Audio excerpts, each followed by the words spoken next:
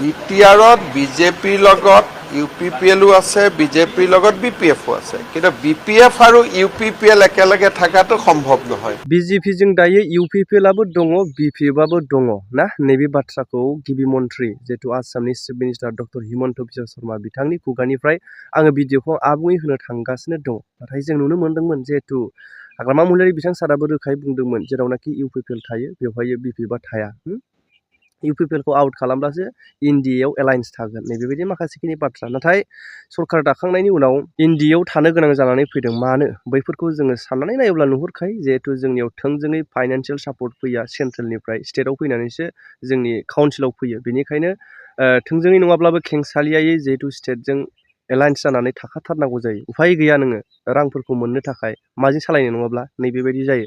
जायनि जाउनावहाय जोङो नुयो जिहेतु राजखान्थिनि समावहाय खुनु रावजोंबो जों लोगो जाया, रावनिबो सापर्ट नाङा, जों हारसिङैनो सरकार दागोन ओरैबायदि बाथ्रा बुंनायखौ जों नुयो। एग्जाम्पलाव हाग्रामा महिलारि बिथां सारनि जोङो बाथ्राफोरखौनो दायो मोन्थिनो मोनबाय जिहेतु बिथाङा हारसिङै सरकार दागोननि बाथ्रा बुंबाय थादोंब्लाबो दिनै 28 जन एमसिएलए देरहानायनि जाउनावबो ना ओरैबायदि मोनसे बिजेपिजों एलायन्स जानो गोनां जादों। मानो बेफोरखौ जों मोन्थिखागौ बयबोआनो। नाथाय अब्लाबो जोङो राजखान्थिनि सार्थआवहाय सोरबाया बिजेपिजों थायोब्ला दाय जालायनाय, बिजेपिजों थायोब्ला मुं सुनाय नैबेबायदि जानायखौ जोङो नुनो मोनो। इउपिपिएल हिसाबैबो देरहानाय मोनब्ला बिथांमोनाबो एलायन्स थागौमोन। बे फाइनान्सियेल सापर्टनि थाखायनो उफाय गैया जानानै फैयो जोंनि काउन्सिल हिसाबै, नङा होमबा? बेखौ बयबो मोन्थिगौ। नाथाय बेनि गेजेरावहाय नैबे भिडिअखौ आं होनो थांगासिनो दङ। माब्लाबाबो इउपिपिएल आरो बिपिएफखौ जेराव इउपिपिएल थागोन बेयाव बिपिएफ थानाय नङा आरो जेराव बिपिएफ थागोन बेयाव इउपिपिएल थानाय नङा। ज' जागोना सम्भब माने जाथावना नङा। नैबेबायदि बाथ्राखौ माबोरै फोरमायखो सिएम जाय हिमन्त बिश्व शर्मा बिथां सारा फैजोबोला नायनां दिनै। বিটিআৰত বিজেপিৰ লগত ইউপিপিএলো আছে, বিজেপিৰ লগত বিপিএফও আছে, কিন্তু বিপিএফ আৰু ইউপিপিএল একেলগে থকাটো সম্ভৱ নহয়।